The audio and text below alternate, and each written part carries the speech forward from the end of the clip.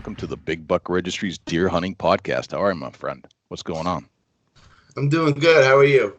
I'm doing well, man. It's good to have you on the show. Yeah, I appreciate it. You know, you said something to me during deer season, and I think it was right after you killed a good New Hampshire buck. And it was during a time when there was no snow on the ground, and then your wife killed one. There was still no snow on the ground. And you said, we have a secret. I said, what do you mean you have a secret? And then it dawned on me, like, you're killing bucks with no snow on the ground in New Hampshire and killing the good bucks. You're not just killing a buck, you're killing good, mature bucks. Yeah. And that kind of set the stage in my mind that this guy's doing something special. You've got no snow to work with, yep, but you're still finding the big ones. Yeah. So, and I was like, okay, yep, you have a secret. And I was reluctant to ask you if you'd come on the show to tell us the secret, because, you know, a lot of guys don't like to share their secrets about deer hunting. But you said, absolutely, let's do it, man. Yeah, I mean, in all honesty, you know, we're all in this together. You know what I mean? We're all going after the same animal. You know, if I see a buck, you see it too. So, I mean, it's not really a big secret. It's just a matter of, you know, who took in more learning back hunting with the old timers. You know what I mean? Right. It's pretty much what it boils down to. We spent a lot of time in the woods with my grandfather, my uncles, you know what I mean? And they're all pretty much, they're called hillbilly. You know what I mean? So right. Yeah. Up in the woods, but yeah. Tell me about yourself a little bit, Doug. I just want to set the stage so that people watching and listen and understand who you are, where you're from, and kind of your background, how you got into hunting in the first place. Who are some of the people that kind of showed you the ropes? Tell us about yourself. Yes, I'm 36 years old, live in Francistown, New Hampshire. Born and pretty much raised in Keene, New Hampshire. We went out to Arkansas for about 8 to 10 years. I grew up out there for quite a while. Did the big rodeo circuit and all that stuff. And my dad trained horses. And I'll tell you, out there is a different living, and it's a different hunting style. There's wild boars, there's armadillos, there's more deer than you could shake a stick at. I mean, there's more deer in Arkansas than there is in Pennsylvania and New York. Right. So I learned a lot out there also. My biggest background is pretty much hunting, really. I'm hunting and fishing, and I'm a diehard turkey hunter. I'd rather turkey hunt than deer hunt sometimes, but depending on the season, I guess, depending on how my year's going, you know. But right, yeah, no, I get it. We moved back here and pretty much set the stage for hunting here, and it was a completely different animal. My dad's like, hey, you know, they got a youth weekend. You want to try it out? And I was probably 10, 11 years old, maybe 13. And I just, why not? You know, let's try it. And we went out, didn't really see much because we lived here for maybe a year prior. So we didn't do a lot of scouting. He didn't have a lot of time to take me out and stuff like that. But when I came back here, it was a different situation. You know, it wasn't as easy as I expected it to be, and it made you push a little harder to get something, you know. Right. And as the years progressed, and we saw less and less deer, and the deer population kind of dwindled a little bit, and then it came back, and then it dwindled a little bit more, and it all depends on the area as you go. But my father showed me the ropes as far as hunting New Hampshire and Arkansas, really. I mean, he showed me everything he known. He passed away, and once he passed away, I set new goals for everything. I was going to shoot a 200-pound deer. I was going to shoot a bear because his life goal was to shoot a bear, and he never made it. So the year that he passed away, I shot a nice bear, almost 300 pounds. Shot it with my nephew that my dad raised. So, I mean, it pretty much took off from there, really. I mean, I was into hunting prior to that, of him passing, but it was mostly to spend time with him, you know, to hang out with him. And that was our time that we got to shut down and relax and not do anything and kind of hang out, you know, and not worry about money and what we're going to do tomorrow for work and so forth. So it was nice. And we had a nice place up in Vermont that we went to and hunted every year. And he just got me into it hardcore. And it's, you know. Great. Carrying on his legacy. Yeah. I mean, he had a huge legacy. I can tell you that. Yeah. he was well known, but that man shot more bucks than I could probably ever think of that were over 200 pounds. I mean, I think the year he passed away, he was up to I want to say almost 13 bucks over 200 pounds. See, now that to me in New Hampshire, once you start talking to guys that kill one or two, now you've got my interest. Yeah. Over 200. But if you talk about multiple bucks in the teens, somewhere between 10 and 20, you're probably talking to one of the best deer hunters in the state that ever lived, really. I mean, that's not easy to do. He never considered himself that. Correct. He smoked cigarettes. He never used scent killer. He never washed his clothes. He wore regular jeans and a plaid shirt and, his wool clothes during the winter time. So, I mean, he never really got into all that fancy dancy stuff, and he proved to me that he didn't need to. You didn't need to have all that fancy stuff to kill big bucks. I mean, I would say probably 8 of the bucks he shot, I was with him, that were over 200. And he was smoking a cigarette, sitting on a stump, right. So, and it is what it is when it comes to that point. You know what I mean? You just got to be lucky enough to be in the right place at the right time. And you got to know, you got to know the country you're in. You got to know, once the deer are pressured down low, you got to take that advantage and go up high, or, hunt certain hours of the day and stuff like that. And I've learned so much over the years from all our elders that I hunted with. And I mean, I took every advantage. If somebody offered to take me hunting, even if I didn't carry a gun, I went no matter what. And I was, my eyes were open and my mouth was shut. You know what I mean? And my ears were open, and I listened and paid attention to everything, and it's paid off. We shoot 2 or 3 deer a year. My girls, my wife and my daughter, they both shot their own bucks now, and I put them first with everything. But okay, all right, gotcha. What do you do for a living when you're not deer hunting, Doug? Well, we own and operate Whitcomb Excavation and Property Maintenance LLC. We do a lot of excavation work. We do a lot of work for farms, and we do a lot of spring cleanups, fall cleanups. We're pretty much an all-around company that really do everything and anything that will, people need done around their property. If it's outside, we do it, But gotcha. I started that up probably 6 years ago now.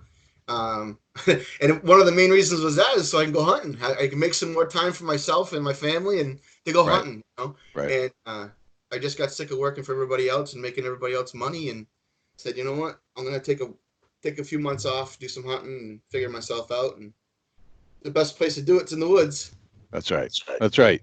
And it's nice to have a self-employed gig, or a gig where you can make your own hours. And I think that's part of the success. Like, you have to, deer hunting comes around once a year, and and the season is, it's kind of a long season if you go from beginning to end in any place in the country, really. So, but you can't really, I know some guys that work all the way up until about mid-October and take 30 days off straight. And then there are others that are self-employed or can make their own schedule. They have the freedom to go out and hunt when they want to, even though it may not be great for the business. If you're self-employed, it's certainly, you feel like you've cheated yourself if you haven't done that in a lot of ways, right? So you do it anyway.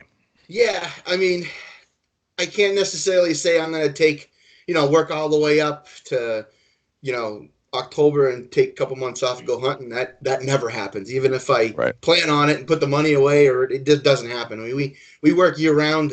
We worked all winter long, nonstop excavation, and the ground never froze. So we just kept hammering. And now we're still 4 months out, and we're just getting more and more behind with work. But Gotcha. It's great. I mean, the economy's coming back, especially with this COVID going on. That's kind of a horrible deal, but at this point, you make hay when the sun shines, and right. Yep. Turkey season coming up. I'm gonna take off at least a day or two.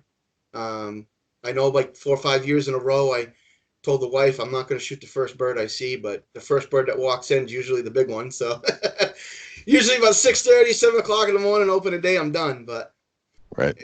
Yeah, I mean, now I want to talk about your turkey hunting adventures here in a little bit too, because you have a unique style there too, that not too many people do the way you do. And we going back to COVID, we did try to put together some conversations, face-to-face interviews, right? You and I, we tried to put this together a few times, and your work and your job, I guess, certainly was keeping you busy, and then came down to we had something planned, and I said, you now COVID's out, do you still want to get together? He goes, not really. So, and I understand that, it's kind of a freaky situation. Has that affected your business at all, or any of your plans? To be honest with you, it hasn't affected anything with our business. It's messed up a lot of our plans, but it hasn't affected our business. And I say it messed up our plans because as the governor's coming on and he's interviewing and he's saying, this is what's going on, that's what's going on. I mean, we're in the mix of upgrading our business and buying new equipment, new dump trailer, excavator, skid steer, all that stuff. And that's huge money. And we were pulling out of the parking lot after we bought the brand new dump trailer. And it was a lot of money. And he said he was going to shut the government down. I mean, the state down and lockdown. And I'm like, I looked at the wife and I about got sick to my stomach because I was thinking about it. I'm like, now what are we going to do? We just spent all this money on a brand new dump trailer and now we're not going to work. But, thank the good Lord that we were essential, so for somewhat. But we're outdoors. We made a bunch of phone calls and we made sure that we were doing the right thing, going in the right direction. We made a ton of phone calls to the government and the state, and they verified that, yeah, you're good to go. You're an outside company, so we're not really worried about that because the virus doesn't really live outside in the air, and the, fresh air and stuff like that. So just keep your distance and don't be around anybody. So we did really well. We slowed down on our estimates a lot.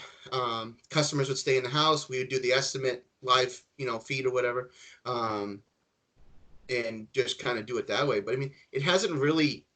I mean, if anything, we've gotten busier because people are home and they want to take their horses out of where they're keeping them, at a barn or whatever, and they want to bring them home. So in that case, we go in, we clear the property for them. We build a riding arena, or we'll build an area to build a barn, do all that kind of stuff. So that has exploded. I mean, we've gotten super busy with that stuff. But it's kind of deflating for me at this point because it's like, hunting season's coming. Of course, I'm going to start getting busy. You know what I mean? But it's like, right. You try to balance everything. But even owning your own business, I mean, back to that, you can own your own business. You can be a millionaire, and you still won't have enough time nor money to go hunting as much as you want to. You know what I mean? So, you're still gonna make time to hunt. Because if you let your life and your job outside of hunting take its normal course, you'll overwhelm yourself with work, and you have to take that reset. And I think, to me, hunting is therapeutic. Like, I have to go do that to get my mind right, to get my head right. Yeah, I definitely agree with you there. The biggest thing is that I like to pull myself away after a few months of actually coming back in, like springtime. A couple months after we start, spring cleanups and stuff like that, I like to take myself away and just shut down. That's turkey season. And that allows me to recuperate my brain and my work ethic and everything else. So when I come back, I'm recharged. You know what I mean? My mind's fresh. I'm not cloudy. I'm not thinking about all this other work that's going on. So it rehabilitates you. You know what I mean? Right. It's kind of weird to say it, but if you're a diehard, plus you own a business and you run a business and a successful business, it's a lot to take on, especially owning a business, period. And what I do is I do everything ourselves. Like, I come up with all the designs. I do the work. My wife helps me. We have another gentleman that helps us every now and then. So, I mean, it's like we're trying to grow the business, but we don't want to be too big. So I have that on my mind. Plus I want to be successful in the woods. I want to be successful turkey hunting. I want to be different than everybody else. I don't want to be the same Joe Smo that walks into Dick's and grabs a turkey tag and a shotgun and some bullets and some decoys and some camo and goes out in the woods and goes hunting. I want to separate myself from everybody. I've built my business that way. I hunt that way. And pretty much my personality is that way. You know what I mean? And some people like it, some people don't. It's just the way life is, Gotcha. So You've always been generous to me, Doug, and I really appreciate that. We haven't hunted together, but we always have a good time getting together at Morris's open houses and having some good yucks. And anytime we've ever gotten together, we always seem to get along real good and have some good laughs. And you've always been generous with if I want, for example, if Dusty's coming up from Ohio and he's trying to kill a bear, you've always been generous with spots if we wanted to take them. I don't think we ever actually took you up on it, but you've always been generous. So I appreciate that about you. And I think that's who you are in general. I think you are a generous person with information and helping people, and it definitely comes through. Well, I appreciate So getting back to turkey hunting, which is just around the corner, we're about 2.5 weeks out or so in New Hampshire. It doesn't look like the governor's going to shut down any New Hampshire turkey season. At least I haven't heard anything about that. I know they've shut off some out-of-state stuff in other states, and some turkey seasons around the country have been shut down. I don't really understand that, and we're certainly looking into that some more as to what the sentiment is. Do you have any opinions on some of that stuff? I have to agree on some of that stuff, though, as far as out-of-state, because what happens is say you got a huge infection in Massachusetts. A lot of Massachusetts hunters come up to our state, New Hampshire, and hunt turkeys and stuff like that. So now you got to think about everybody that's down there, even if they're infected with the COVID and they have the virus and stuff like that. I shouldn't say infected, but they have the virus. They come up here, they go to Morse's to tag their bird in. Now they're giving the virus to everybody that's there, including everything else. So the governor can't shut down the borders, but I think it would be a smart idea to lock us down to as far as hunting our own state. Don't hunt out of state. Residents only, no non-residents. If it comes to that completely, you can't shut down hunting season. It's outside. It's not, you know what I mean? But I don't foresee that's going to happen anywhere in the future with the governor. I mean, not with Sununu. He's amazing. He's a kid at heart when it comes to hunting himself. So I don't think that's ever going to happen. But I do agree to the extent of I know Carolina. I believe they shut down for out-of-staters and stuff like that, and a bunch of other places shut down for hunting itself. But they shut it down because they have New York is so overpopulated with the virus going on. They don't want it to get out of hand. I mean, we're trying to flatten the curve. You know what I mean? Right. So right. We're not going to flatten the curve if you got people coming out of New York, which I know a few people that I've seen around my own local area that are from New York, in the city part, and they come up here for a week and hunt turkeys. Right. I mean, they may not have it, but they could be a carrier. Yep. You know what I mean? And I mean, and in the end, I look after my family. You know what I mean? I still want to take my daughter out. I still want to take my wife out. You know what I mean? And we always take a few kids out that their parents don't hunt, that are residents. So, I mean, I don't want them to get infected with it. I don't want them to get the virus and stuff like that. Right. So, right. I don't know. To that extent, I kind of agree with it. I mean, what if they went to a call-in system, a call-in check system? I think that would have been the best move ever. I don't think you're going to see that this year, obviously, but I think we should go into a call-in system to begin with. But I mean, you and I, we're honest people. And you do have those people out there that aren't exactly honest, that will kind of screw up the system. And that's probably the reason is, check them in person. You know what I mean? Mm-hmm. I personally like check them into person because I tell you, you go down to Morse's and it's awesome down there. I mean, I look forward to going to Morse's to tag my animals in just as much as I do hunting and filling my freezer. So, I mean, going down to Morse's, I mean, Jim and all them guys down there, Randy and Tom, they're amazing people. And, you go in there and they'll either pick on you or, you know what I mean? Like, it's just, you go in there and it's like family. You know I mean? And it's huge for me because I don't have a family. Like, I have a family let me rephrase that. I have a family, but it's not a huge family.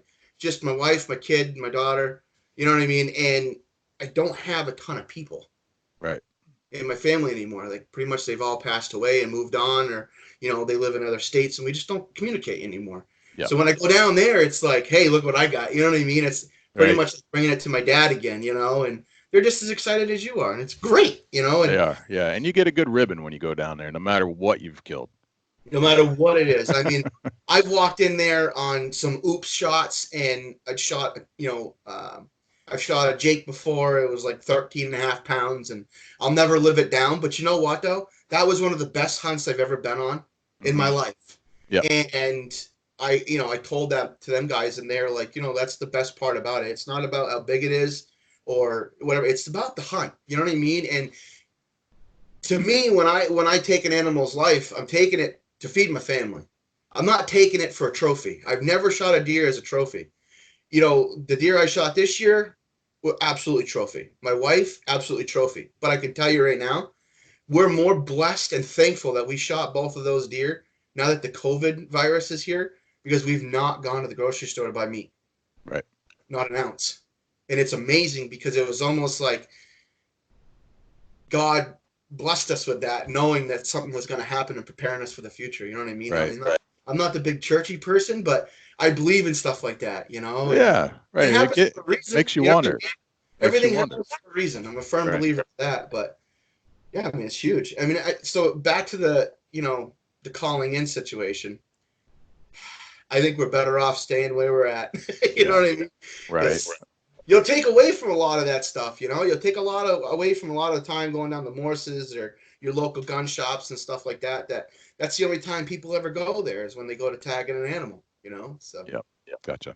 All right. So getting back to a little bit more on turkey hunting before we get into some deer hunting stuff, you have this gift, and it rivals our good friend Josh Carney.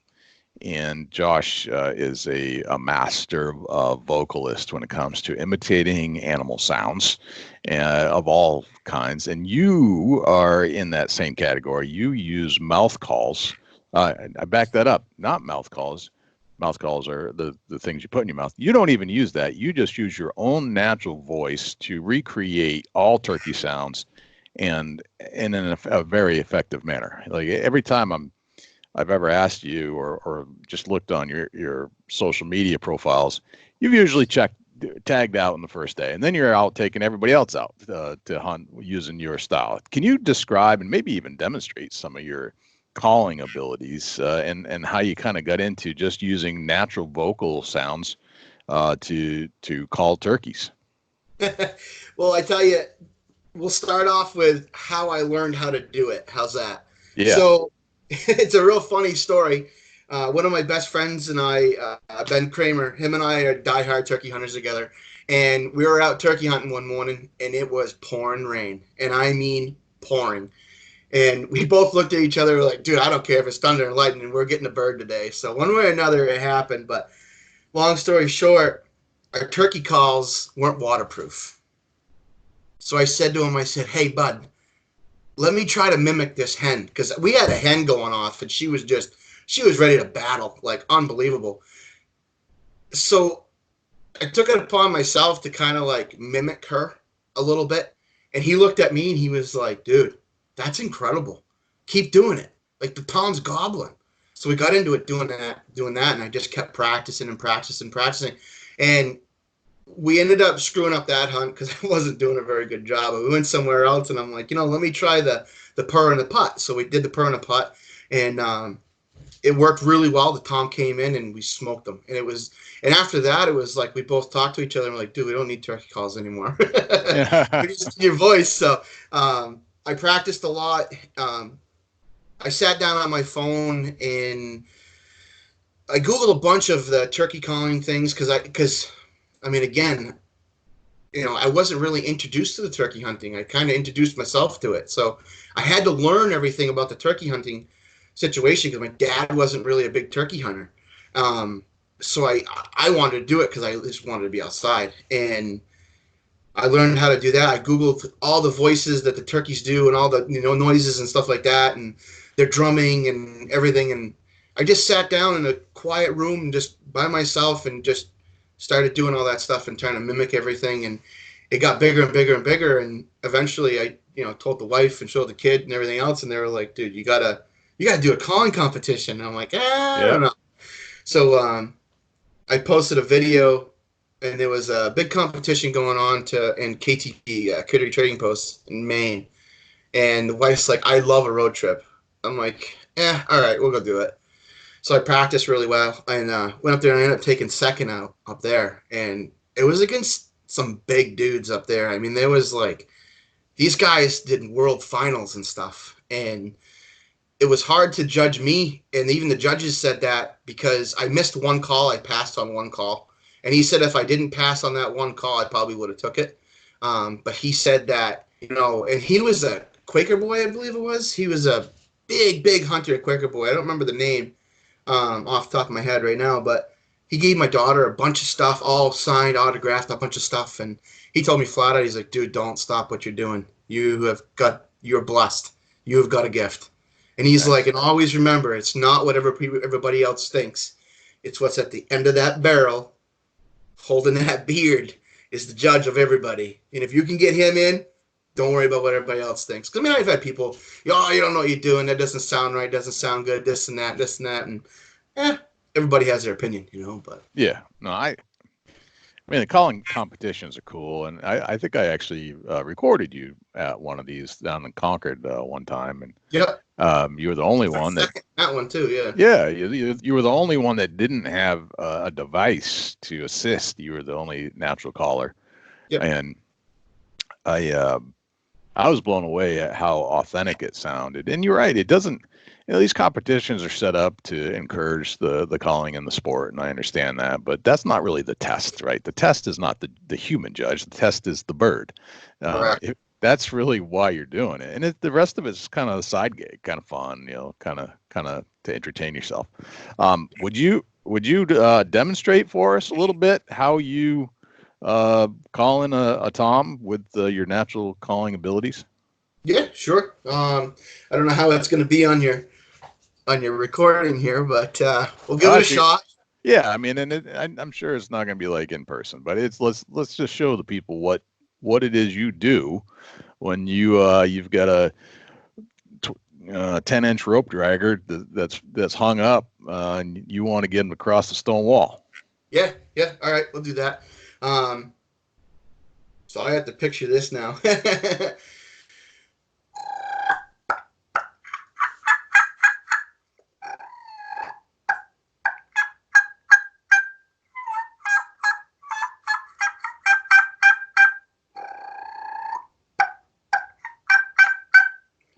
Something like crazy. That.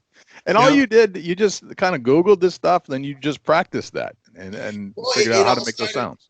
Yeah, I mean, it all started out in the woods that day when we didn't have a turkey call. And, we had turkey calls, but they were wet and they wouldn't work. And we ran out of chalk. And, my brother was like, well, try it, And he's not really my brother. He's one of my best friends. But he's like, well, try it. And I'm like, yeah, all right. So we did it. And it caught on. You know what I mean? It was just a matter of like, but again, it goes back to, I want to be different than everybody else. I want to hunt different than everybody else. I want to, I'm not the same Joe as everybody else. You know what I mean? Yeah, I mean, right. I've built, like I said, I built my hunting around it. I built my business around it, and it's been successful. So, I mean, if it's not broken, why fix it? Yeah, it's a great talent to have. I've always been like a diaphragm caller. I never take out anything else. It's always worked for me, but man, I would really like to be able to not even use that. I kind of like the minimalist approach. I don't really want a lot of stuff. I prefer to hunt with less than more, and get down to it, to get down to brass tacks. But I've never been like I've tried. I mean, I after watching, I was like, I'm gonna try this, and I'm playing around like I can't get it, man. It's just not working. So I think some people get it and some people don't. I don't think I'm one of those people, but that's phenomenal talent to have. Yeah, it's nice to have, and you look at these videos, and a bunch of my friends have tagged me, and I mean, you got these little kids, dude. They're like 10 years old, and they're just as good, if not better than me. And it's like, this is awesome. Like I never want to discourage anybody from hunting or anything. I've always been that type of person that, if you can hold a gun and you're safe and you want to hunt, dude, I'm more than happy to take anybody out. I don't care who you are, what color you are, what race you are. It doesn't matter to me. It's just, I love everybody equally. And I love hunting, and I think everybody should at least try it once. I think this world would be a lot better place. I agree. I think it does so many different things. I think it's mental. I think it's physical. I think it clears your brain of all kinds of worries. I think it gives you a challenge that not well recognized in any other manner. I think it gives you a whole lot of respect for nature and the outdoors and the actual animal you're hunting. And if you do kill it and you eat it, there's a whole experience there that a lot of people are not getting into by going to the grocery store and not understanding that there's a cycle here. There's a very touchy cycle here that if you aren't in tune with all the parts of nature and the animal, that you've missed the boat. There's a whole lot of respect that goes into killing an animal, and Yeah. that if you don't experience that, I don't think you'll ever really respect what you're putting in your mouth, really, when it comes down to it. No, no, and we've ran into a bunch of people that are like, how do you kill an animal that's looking at you? How do you kill a living, breathing, blood pumping animal that is standing in front of you? I mean, I don't I don't necessarily have a downfall with it, but the problem it is that I have a heart, and I try to be as successful as possible in order to take the ethical kill, like as Right. far as putting it where it needs to be. And I've been blessed that my animals haven't gone very far to die. I mean, they've gone maybe 60, 70 yards, if that. And if I don't have a clean ethical shot, I do not take it. And I know a lot of people, and a lot of people will probably be like, "Yeah, bullshit. That's not true. That's not gonna, you know what I mean?" But it's true. I mean, I do not take it. I will not take an ethical. If I don't have an ethical shot, I don't take it, no matter how big the animal is. I mean, I've passed up on 12 point bucks, Mm-hmm. and just did not have a shot, and just what are you Yep. gonna do? You know what I Me mean? too. I've had some monster 12s in range that I couldn't see well. I didn't have the brisket shot. See lots of antlers, or I had him talking to me, and he knew I was there, and I knew he was there, but I didn't have the clear shot, and it wouldn't been the biggest deer I've ever killed, but I didn't have it, and I let it run. So Yeah, it is what it is. that just makes you a better hunter. Yep, I agree. Let's get in some deer hunting stuff. So, and this is kind of what prompted us to talk in the first place, is you guys have a secret. And the secret, and I'll let you explain um, to me, and I'll just kind of recap what we started with, is that you're killing bucks without snow in New Hampshire, and big bucks to boot. So let's kind of get into that strategy of how you are able to accomplish that, because that is something that I think is unique. It's not easy to kill a buck in New Hampshire. First of all, let's establish that it's not easy to kill a mature buck in New Hampshire, and without the aid of snow, it adds a level of complexity that is even harder. So how are you doing it, Doug? So I And mean, the biggest thing how is, did you get to this point? so how I got to this point was I literally got sick of not being able to shoot bucks. You know what I mean? And I took a lot of time, and I listened to it. Perfect example, Big Buck Registry. Everybody that comes on here has information that they're telling you. You just have to be open to ears to listen to it and then use it. You know what I Right. mean? Not necessarily abuse it, but use it. Hmm. And that doesn't mean find out where they're hunting. It doesn't mean to call them and bug them about, well, hey, where were you? What time was it? Was it this? Was it that? Blah, blah, blah. It's just listen to what they have to say. A lot of people listen to the podcast and stuff, and especially there's a big podcast up in Maine. Perfect example. I listen to him when I'm in the shower. I just turn it on. I listen to you guys. I just turn it on when I'm in the shower, Hmm. and I'm focusing on that. You know what I mean? And if I'm going down the road and I have a long trip ahead of me, about an hour and a half, 2 hours or whatever, I'll turn your guys' podcast on and just listen to everything. And the key word is listen. A lot of people don't listen. A lot of people they hear one thing and they hear monster buck. I killed this monster buck. Yeah, well, you killed the monster buck, but how did you do it? Right. Right. So I took everybody's information. A ton of people on your podcast, the ton of people on the podcast from Maine, everywhere else. I took all that information and kind of bundled it. And this was just 2 years ago. And I was like, you know what? I'm sitting in the woods up in Vermont and you got nothing going on. It's quiet. Your mind's wandering. So I wanted to bring my mind back to hunting where I wanted to be, to just relax. And I just wrote down a ton of notes. Like, what have I done wrong over the years? I had an 8-pointer come in and the wind was wrong. All right. So there's an indicator. The wind was wrong. So let's think about hunting the wind. Timing. Timing is huge. Everybody has to be in the woods. I mean, I drive by, I don't know how many trucks at like 4:30 in the morning. Everybody's already in the woods. Great. But the problem of it is you're bumping that deer out of its bed because that deer is just coming out of the fields, coming in to lay down to get a few hours of shut-eye to go back up to wander again.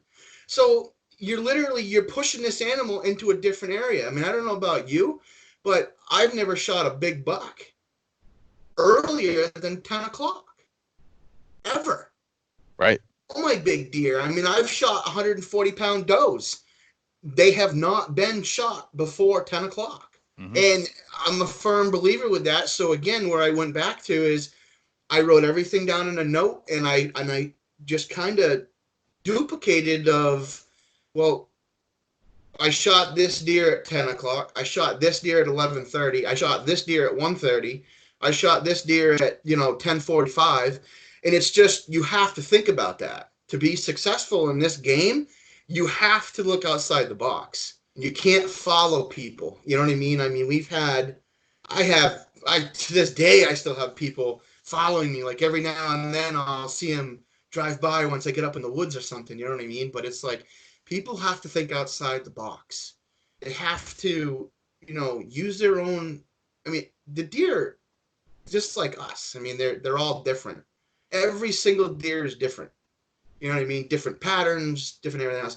And I spent hundreds, if not thousands of dollars on scent blocker, scent killer, the ozonics, the boots, rubber boots, all this other stuff. Did it work? It probably had a smidge to do with it, but the biggest secret of all is timing. You have to be at the right place at the right time. And if you talk to, a hunter that's been hunting for 40 plus years, he's going to tell you one thing. If you listen to him, keyword listen, right place at the right time. You go in a check-in station and you sit there for a couple hours and you watch these guys come in. Every single one of them will say the exact words of right place at the right time. Okay.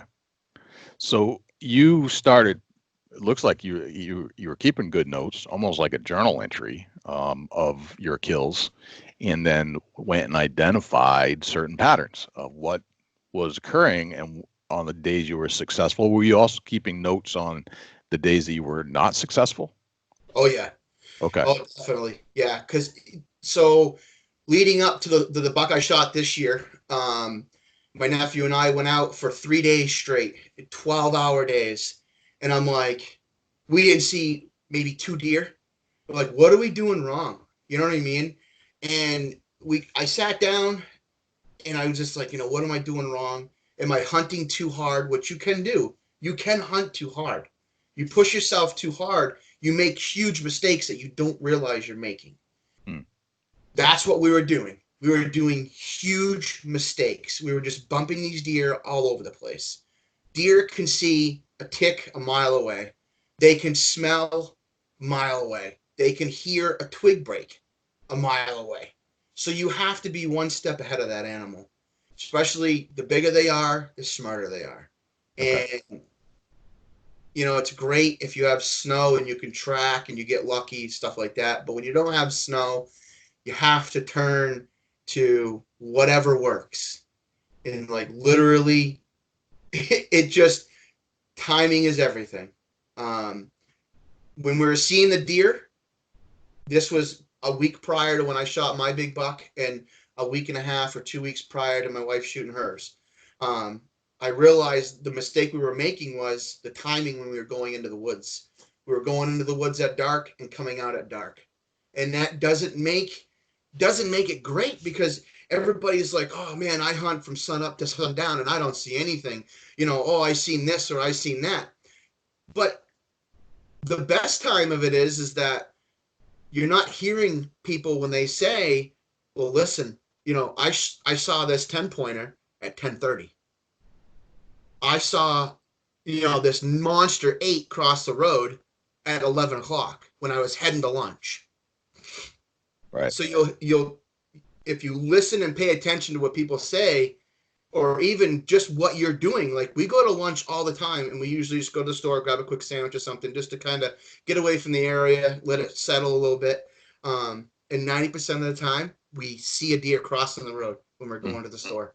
Every single time. And it's always around that certain time. So that's what made it click in my head is, we're doing this wrong. We need to change up our timing. We need to be in the woods when everybody else is leaving. For one, they push them around. For two, it's a huge secret, because every deer we've shot has not been before 10 o'clock in the morning. Gotcha. Okay. So how do you figured out the timing? That's great. But you still got to be in the right place at this time. So how do you decide where the right place is? Oh man, that's a hard one, because I'll tell you, it's luck. A lot of it is luck. Anybody can say they're the greatest hunter in the world, but I'll tell you right now, my dad told me, he was a firm believer, and he told me this right flat out. He's like, you know what? You can be the best hunter in the world, see as many deer as you want. But when it comes to time to shooting that deer's on his own schedule. He's not on your schedule. He's not on anybody else's schedule. You have to read the ground. You have to read the food, where he's eating, what he's eating, when he wants to eat it, what the weather is at that point in time. This changes everything, especially with me. If it's raining, I'm going to do a different section. If it's sunshine, I'm going to a different section. If it's, cloudy, if it's windy, the weather plays a ginormous part in all of this. And I mean, I'm not the best hunter in the world by any means. I'm just a regular old hunter, you know what I mean? But I try to, everybody wants to be successful, and I want to be as successful as possible. I want to shoot 200-pound bucks every year, not because of it's a trophy. It's because that's a lot of meat in the freezer, man. That's a lot of money saved. You know what I mean? Like, you're right. You shoot a 200-pound deer, it costs you a couple $100 to get it cut up and packaged right and everything else, and it's $200. I mean, there's no way. I mean, if I was to spend probably $15 to $2,000 on the meat that we have in our freezers right now. Yeah. That's my process of it.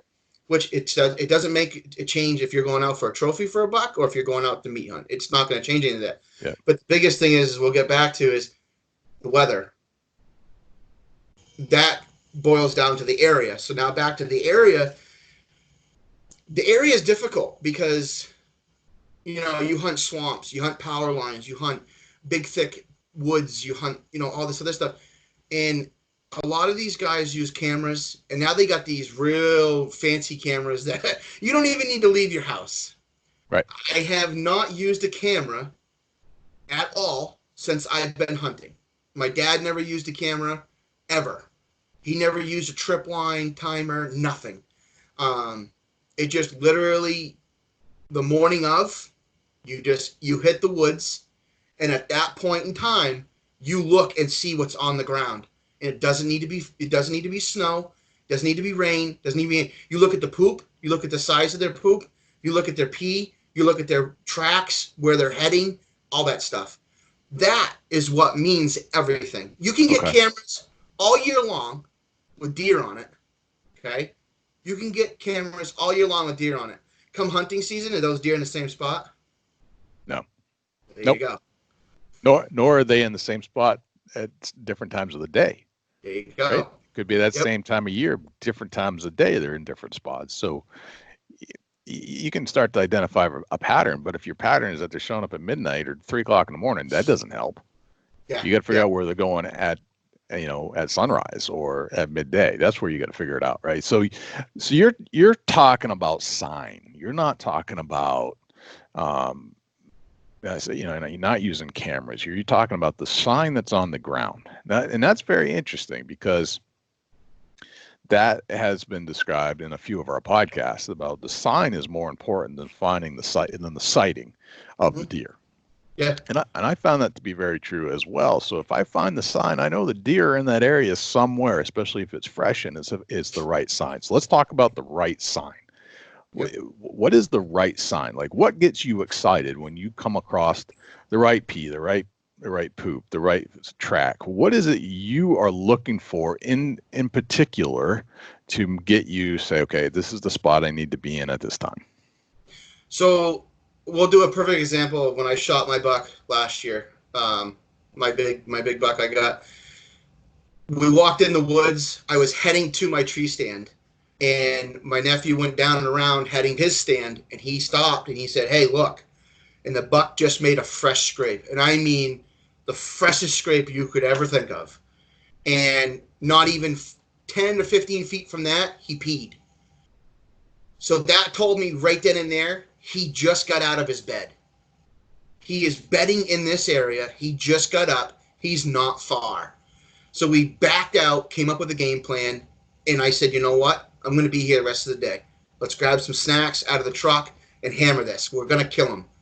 So we backed out. We read the signs perfectly. Sometimes you don't. Sometimes it doesn't happen. But at that point in time, we read it perfectly. He was bedded in that area. We actually found his bedded area. We found out where he peed, he's pooped. Because usually a buck will get up, he'll scrape, and then he'll be like, oh, I gotta pee. Every male, when you get up in the morning, you gotta pee. You know what I mean? So you gotta think of that. So we found it, found all the perfect signs, headed out to this swamp where I knew he was headed, because he had a scrape line out that way, got in front of him, and the rest was history. I mean, it just, you gotta read sign. Okay. What you really have to look for is, if you come onto a bed, how fresh is the bed? Does it have frost in it? Is it wet? Is it dry? If you have a real dewy morning and the bed is dry, the bed's dry because he was laying in it all night long. So that automatically tells you that he was in this bed all night. So now he's not very far ahead of me. And then you can track deer on leaves. I've done it numerous times.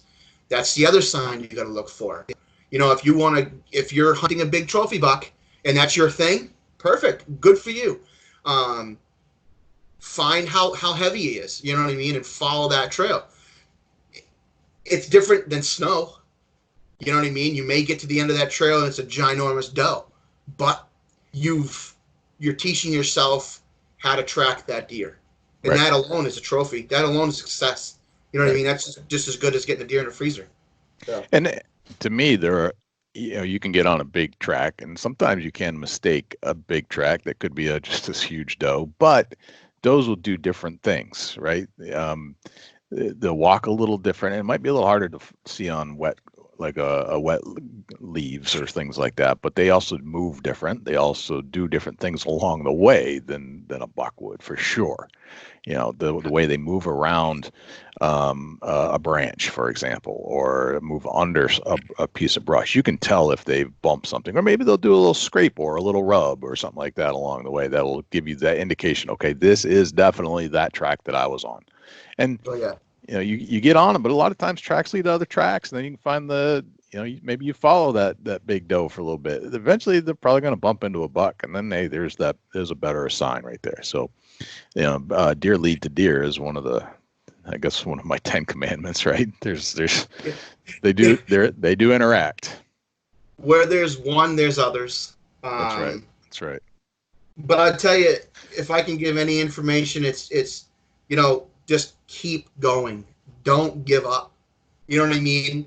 Even if you've had a bad year, don't give up. Keep going. Just learn. You know what I mean? And I guess that's where a lot of people, I've done it myself because I have ADD, I have PTSD, and it's huge because I don't have patience at all, like limited none. And I'm a huge walker, and I'm 300 plus pounds, and my wife will tell you, I won't exercise a day in my life unless it's for hunting. and I'll walk 10 miles a day, and it doesn't bother me. But she asked me to walk down the road to walk a beach with her. Forget it, I ain't going. Right. But Right. uh, So let's go back to the sign a little bit. Like, what's good poop for you? What gets you what what gets you excited when you see poop? oh man, I tell you, when I see it's big, big fat chunks, almost like a rabbit turd, um, big round ones. Um, when you see the little tiny ones and they've got sharper edges, those are smaller deer, but they're smaller deer because they're younger. So stay away from those. Right. I've learned that the hard way numerous times. I spent hours doing that, but the smaller, the more rounded edge of the poop, the more mature that deer is going to be, the bigger that deer is going to be. The bigger the poop, the rounder the edges. Um, you find one that's got a real nice round edge, like you really look at it and you study it, man, that's the deer you want to be looking for, because that's a good mature deer, whether it's a mature doe that's, had a couple bursts, or it's a big buck, mature buck, so. Yep. And when you say, keep going, don't give up, and that persistence is definitely important. Getting down upon yourself after doing this for a while and not having success, that can definitely play with your head. Just keep going. I understand that. When you are in the woods, though, when you are on the track of a buck or a deer that you think is a good deer that you're trying to get a look at, how much time are you spending in the woods, and what do you encounter, or what will you encounter along the way that'll keep you going on that track? So back to my ADD and my other stuff.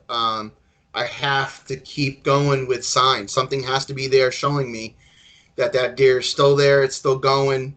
I mean, I'm not gonna lie to you.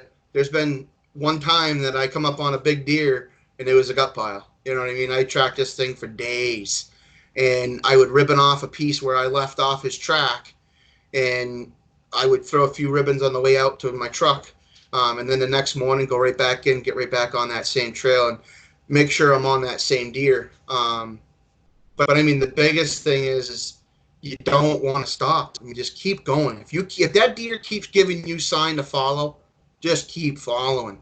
You know what I mean? And there may not be a pot of gold at the end of the rainbow, but if you look back, you'll realize, like, hey, today wasn't a wasted day, even if you snuck up on a doe.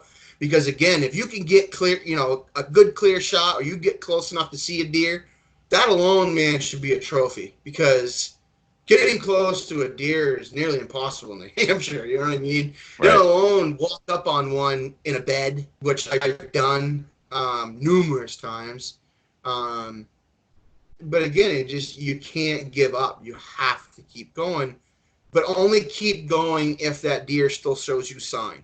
You know what I mean? Like, if you lose sign of that deer and the tracks go away in leaves, or it doesn't show you any rubs or scrapes or anything like that, then just back off and just do a small circle, and then just do a bigger circle, and just keep doing bigger circles until you get on more sign. Because that deer is in that area for a reason. You know what I mean? That deer is not alone. Just like we're not alone. We have a family. That deer has a family. You got to think of it that way. So if you're covering ground, how much ground do you think, and how much area are you covering? How much area is that buck going to be patrolling before you're like, okay, he's out of his range? How do you decide that? Okay, and maybe as you're tracking, I think you said you did like 14 miles or something in one day, which is a lot. But is that common for you? No, absolutely not. When I did the 14-mile, that deer was a monster. He made my wife's deer look stupid. And I caught up to him 2 or 3 different times. The first time I caught up to him, he was across the road. I couldn't shoot. The second time, he was too close to a house. The third time, I had a shot, but I didn't close my bolt all the way on my semi-automatic, and the pin didn't go off. So that's what kept me going on him for 14 miles. And that's the only reason. You know what I mean? If I didn't put eyes on him those 3 different times, I wouldn't have proceeded, because he was too far ahead of me and he was just hammering. He never stopped. And you're only going to push a deer so far, and you're human. You're not going to catch that deer if you get him going too far and too fast. Gotcha. So I he usually, gave you 3 different looks, you said. yeah, 3 different looks. And then after that, I just called it, and I'm like, you know what? Enough's enough. This boy is going to live to see another day because I'm not pushing him. I'm not going to keep hammering him. Because in hindsight, you don't want to push that deer out of his area, because you push that buck out of his area, it's just like you moving to a different state and you find another girlfriend. You know what I mean? You're not going to go back to where you just came from.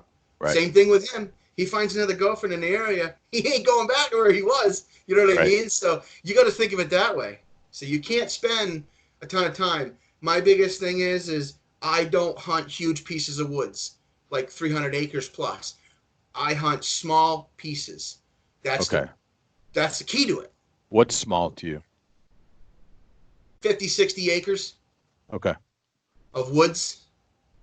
Okay. You know? So these are like areas that you've identified as the 50, 60 acres are just habitat that you identify as deer habitat, not necessarily a boundary marker or a stone wall or anything like that. This is just pieces that you identify as areas that you think a big buck is living in. Yep. Okay. I mean, we'll spend some time in it.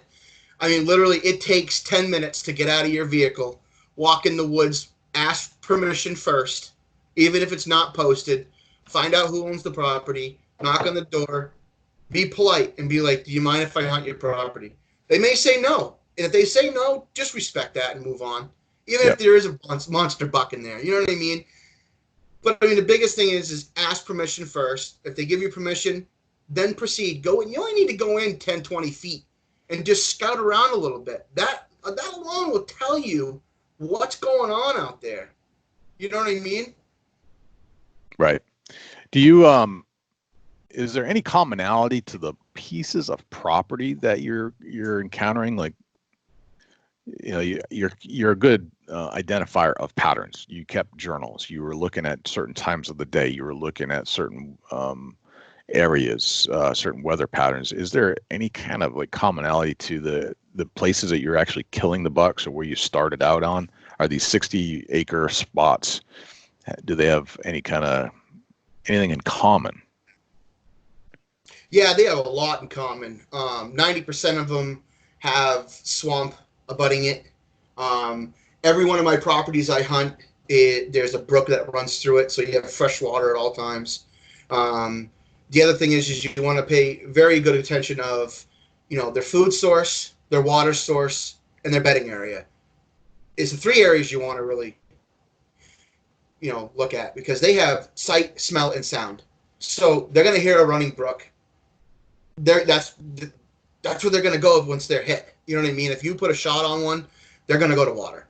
So you got to keep that in mind. And the swampy area is where a deer's going to go when they get really pressured, because it's thick, it's dense, it's dark, and a lot of hunters don't spend a lot of time in swamps. I turned to that just last year. That's where I shot my buck. It was a big swamp, and it was just, the weather was perfect, the wind was perfect. The feeding area I was sitting on his feeding area. I wasn't maybe 60 yards from the watering hole, because there's a brook that runs right down through it. If you paid attention to some of the pictures, you could see the brook. When I was pulling the deer out, you could see the brook in the background. The swamp was right there, so it was good, thick, dense cover. If he needed to bail out real quick, he had a place to literally 50, 60 yards. He was in the swamp, and there was no way you were going to get a shot, and he was going to feel comfortable. So you got to factor in all 3 of those things when you do that. And all three of those things are on every single property that I hunt. Okay. And when you're looking at these feeding areas, and understand that in New Hampshire, a feeding area might be different than feeding area in Ohio or big West. What's a feeding area to you? What does that look like?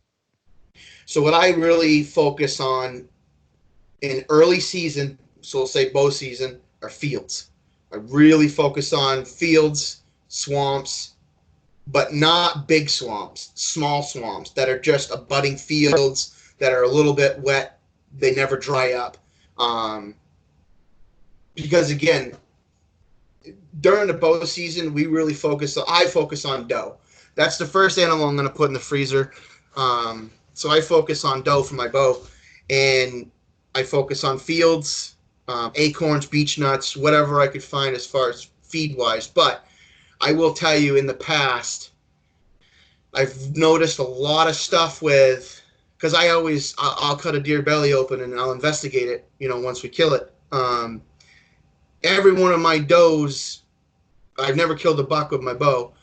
Every one of my does in early season have all been grass, very minimum acorns, stuff like that. 90% of it's just that green grass with clover, stuff like that. So, so you're going to focus on fields and stuff early season. Then when we get into muzzleloader season, you're mid-season, you're coming into rut a little bit.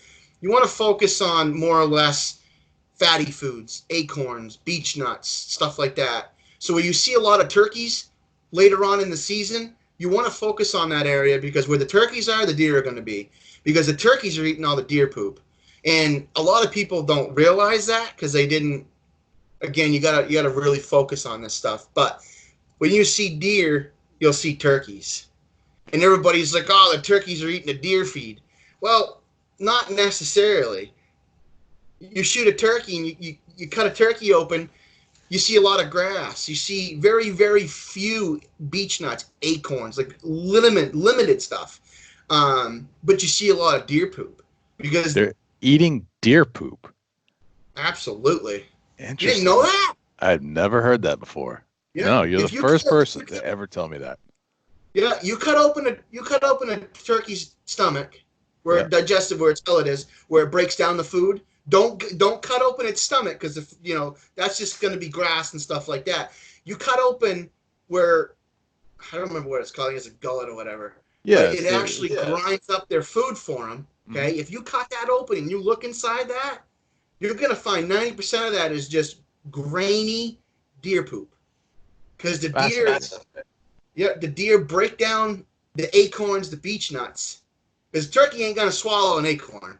The turkey ain't going to swallow a beech nut, and if it does, it's only going to be one or two until it breaks down. So they want to focus on smaller things so they can get more in to digest faster. Yeah. Yeah. So, and the deer poop is very small. It could even be like a biological thing, like it's a enzymatic. Maybe there's enzymes in that poop that helps them digest other things, and maybe even gives them some better gut bugs to digest food and keep them healthy. There could be some evidence there, because if you listen to some of the doctors, that they always talk about your gut bugs and how important they are to your overall health, and so maybe that's what they're doing. They're just find good gut bugs and maybe replacing something that's missing in their diet to begin with. Yeah, I mean, you'll learn a lot from animals if you pay attention to them. That's true. That's true. Well, Doug, this has been a fascinating journey. I'd like to turn to a memorable deer hunt. Maybe it's the deer that you went on, and just kind of put all this together and break it down into, step by step, the very day of the hunt, the day of the kill, going into a certain area and hunting a deer for as long as it took to get a look and get that shot, get that ethical shot. Let's take us on a journey. It'll be this one. Yeah, I think my favorite one was the one that we shot this last year. It was a 9-pointer. He dressed out at 194, clean dressed. We set out that morning. We hunted 3 days prior, and no luck, no deer. We didn't see anything, not even a hide or hair of one. And we weren't seeing any signs. So we turned to this one piece where I said to my nephew, I said, and it was just him and I hunting. I said, man, if the deer are going to be here, they're going to be in this spot. This is where all the signs have pointed. And it's back to where we were, talking about the poop and the pee and stuff and the feed. I was heading to my tree stand, and lo and behold, my nephew was like, hey, look at this, and we saw the sign that we needed to see, and it was black and white. So we backed out, grabbed some snacks. I grabbed my lunch pack because I'm a fat boy. I got to eat.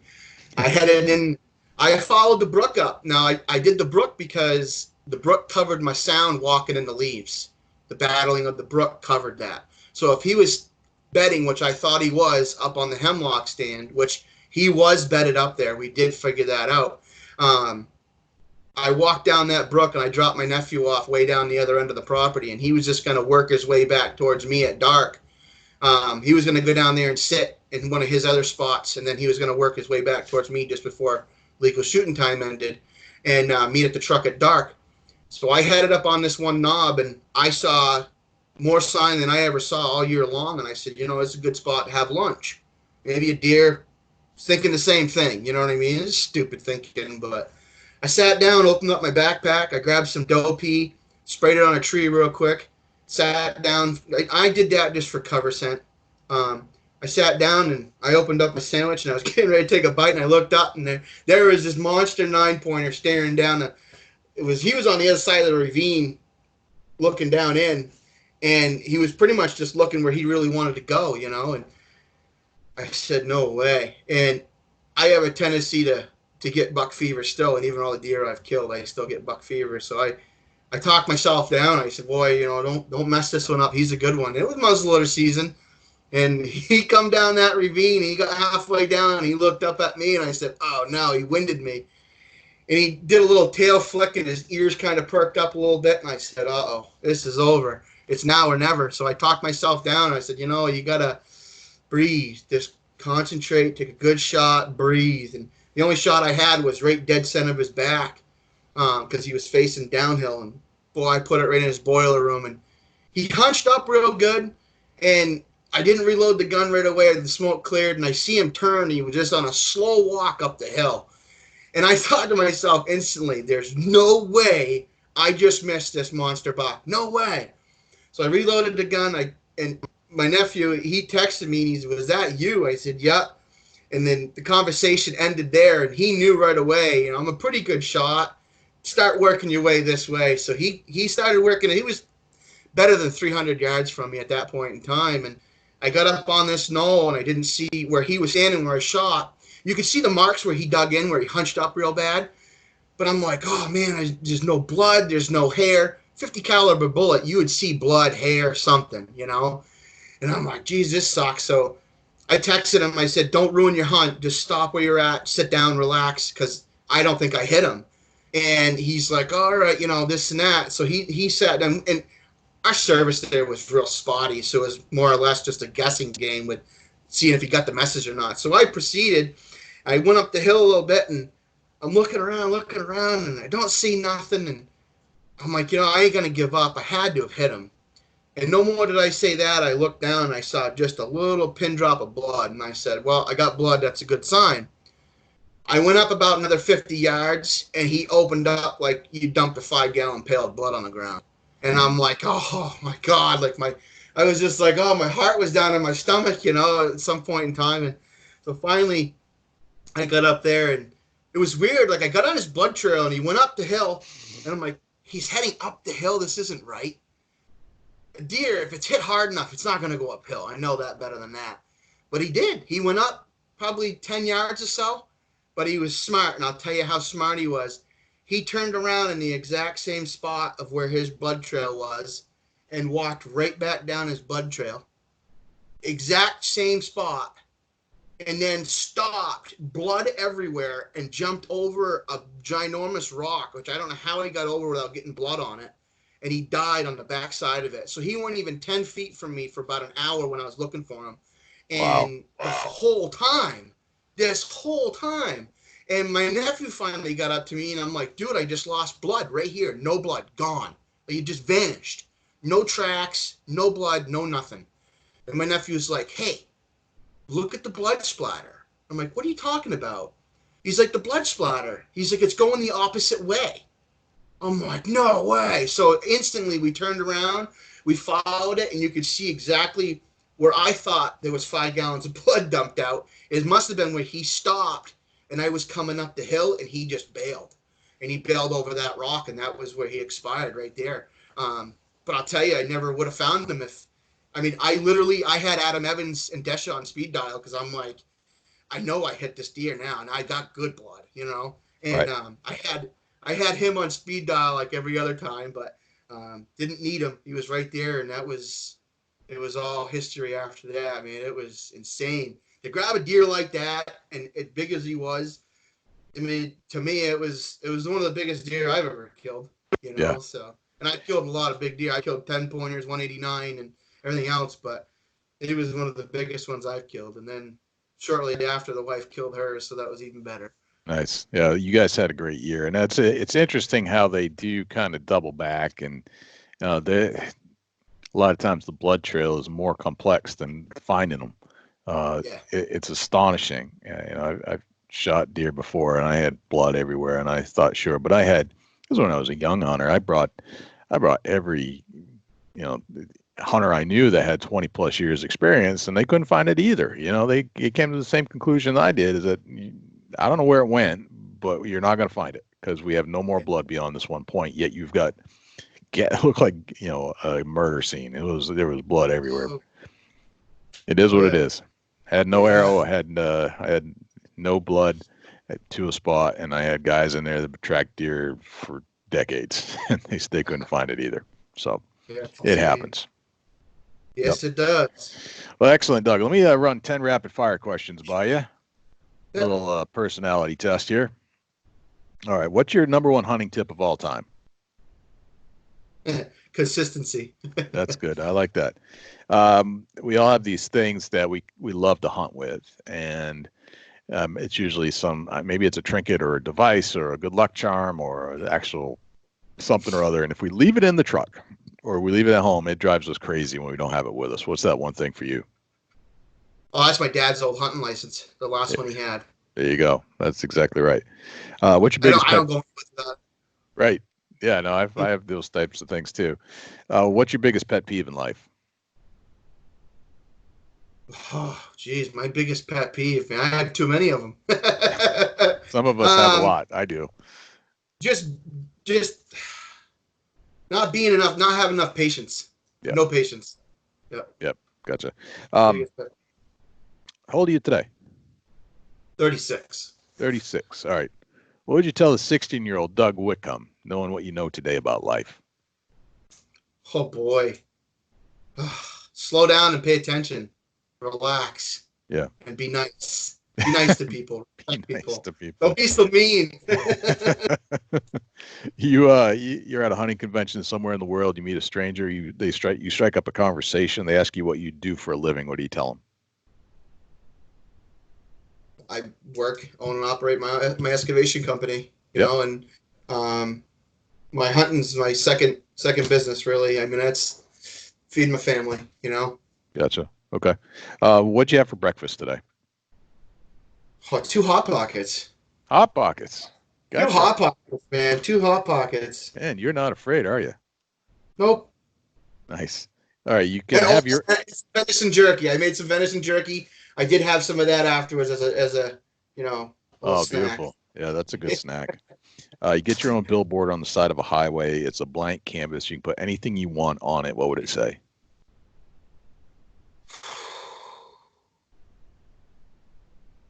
Oh boy. Pretty much a loving family and have my girls in it with all our deer. I mean, that's a huge thing for me. Gotcha. Yeah. Okay. Let's see. If I say the word successful to you, who's the first person that pops into your head and why? My dad. Because I mean, that man has done more than anybody I know. He's ran successful businesses, multi-million-dollar businesses, sold them, built more, shot more bucks than you could ever think of, big bucks. I mean, this man has been the most successful person I've ever met in my life. Gotcha. Even when he's gone, he's still more successful than half the people I know. Gotcha.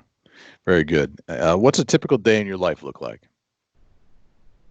Oh, boy. Stress.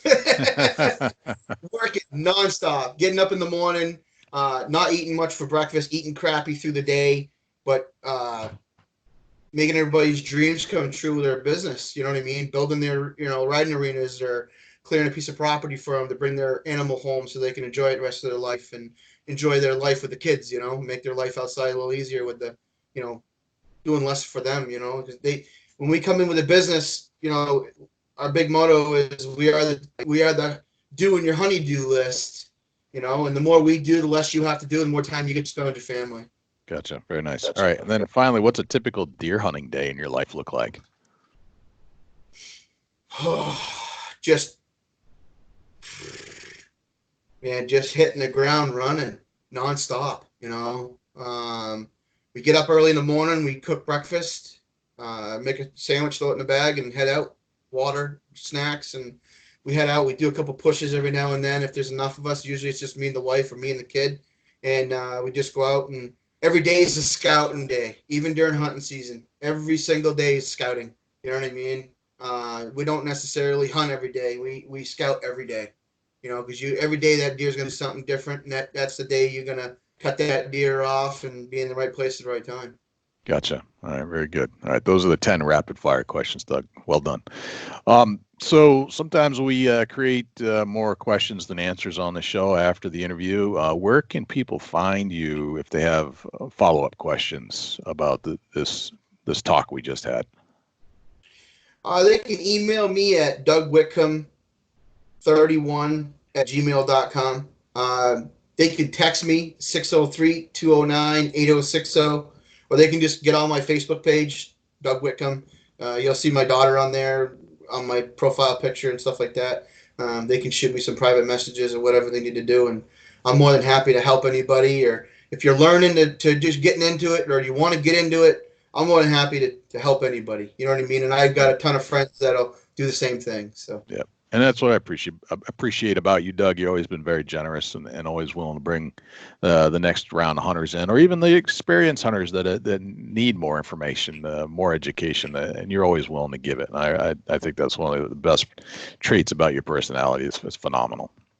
I appreciate that. I really do.